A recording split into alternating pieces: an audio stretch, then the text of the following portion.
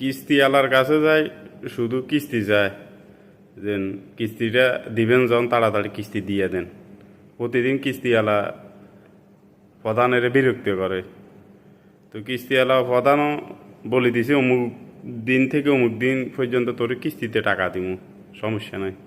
তারপরও কালি ছিল এইখানে যাইলে হ্যাঁ টাকা দেন না কা, আগে দিয়ে দেন, অমুক সময় দিয়ে দেন, অমুক সবসময় বিরক্তি করে। তো কিস্তিওয়ালা সিদ্ধান্ত নিয়েছে, কয়দিন দিমু তোরে টাকা, তোর 300 টাকা কিস্তিতে দিমু, মাসে 1 টাকা করি। তুই বছরে 12 মাস 12 টাকা হইব, তাইলে 300 টাকা, তুই 12 বিভাগ 300, তাইলে 25 বছর লাগবে।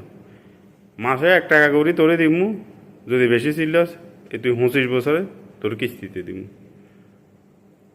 তুই এখন কিস্তিওয়ালা যদি এরকম অফার দেয় কেউ মানবেন নি, সারাক্ষণ সিলি করে লাভ আছে। কিস্তিওয়ালা থেকে কৌশলে যেভাবে টাকা উদ্ধার করা যায় সেভাবে হয়েছে উত্তম। ওই যে বেশি যাতা করলে পরে নিজে বিপদে হয়, আর লেবু বেশি টিপলে এটা তিতে হয়ে যায়। একটু সবর করেন, ধৈর্য ধরেন। টুর্নামেন্ট যখন চালু করছে, এক দল তো আগেই ছিল, আরেক দল আসছে, আরও 2-3 দল আসক, খেলা ভালো মতো মজা হইব। আসল খেলা খেলতে হইলে ময়দানে আরও প্রতিপক্ষ দরকার, সেই সময় খেলেন, আমরা দেখব কীরকম খেলতে পারেন। ভালো থাকেন, আল্লাহ হাফেজ।